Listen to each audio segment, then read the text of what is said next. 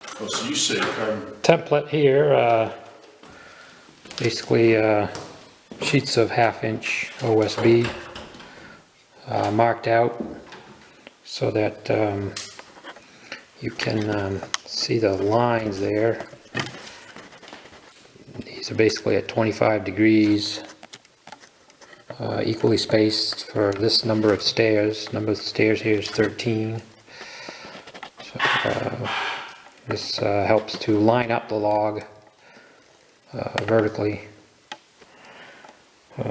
from top to bottom, either using a 4-foot or 6-foot or 8-foot level, and also a plumb bob for the stairs on the top. Here's my markings for each log. This is the 13th, so we're well on our way. Last log to the top of that 2x4 is the landing. But here's a dig out. Basically tried to make them 5x5 roughly. This one's a little smaller because the logs are getting a little smaller at the top. 10-degree cutout on the top for the wedge and the mortise and tenon design here. But drilled out, 1/2 inch drill, then chiseled out by hand, and used the multi-tool, basically the vibrating multi-tool to finish it up. But okay, now we're measuring our angle back in our cutout here, and we've inserted a 2-foot level all the way to the back, roughly 20 inches sticking out here, and we need to measure 3.5 inches here to get the 10 degrees to match the other portion we cut on the log.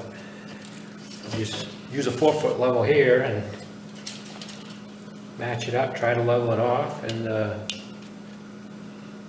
it's kind of tough to get it accurate, but that's roughly 3.5 inches to get the 10 degrees. This is the log portion. I'm going to cut out the notch to fit into the slot.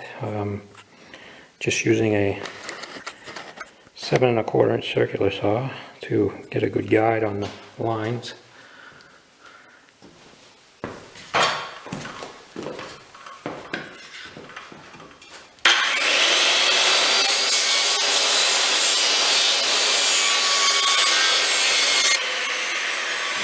Okay, using a piece of cardboard, scribe the line up on the log and cut it out with a pair of scissors to match up, to get it close.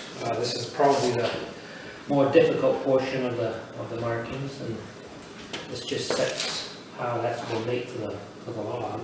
Give it about 4 inches off, just cut the lines. I usually leave a little more on the edge because by experience I've seen it.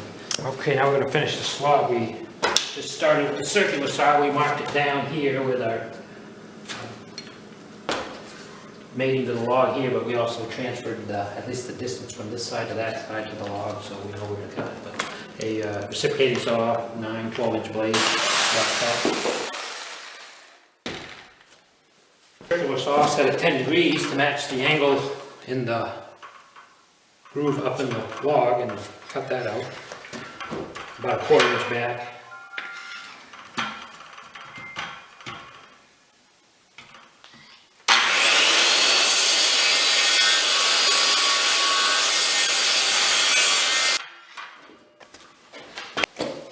Okay, set my circular back down to 0 degrees and cutting the back edge here. This matches the hole up in the log at about 4 1/8, and usually I try to make that the maximum cut as much as possible, get as much meat in there as possible.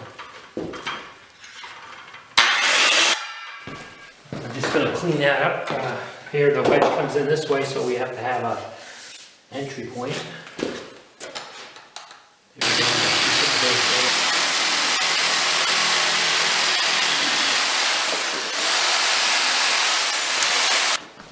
Now we'll remove the wedge. We got a 4.5 inch angle grinder with a King Arthur's chainsaw blade attachment.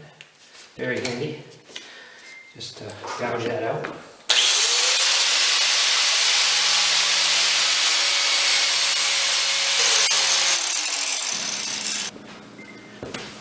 Just a little cleanup now with a raw knife to clean the back on. Okay, we've inserted the log into our slot, and we usually take a good sized hammer and nail it in the end, make sure she's in it. And, here we have some significant gaps. But we usually just scribe it, usually just a piece of board with a pencil, and you put it on the log. And it usually takes multiple times and cuts to mark, but here I've marked it, and that portion needs to be removed and it'll fit in better. But we also need to check the alignment, our degree of rotation, see if we're anyways near the proper location. We just hang a plumb bob down the marked portion of the log, the center of the log, down to the floor where we've marked our template. And usually if we're within a half an inch, we're doing pretty well. So this one looks pretty good. It's, I'd say, within a quarter of an inch or half an inch. So that looks pretty good. Now we just need to remove it and go ahead and remove our cutout.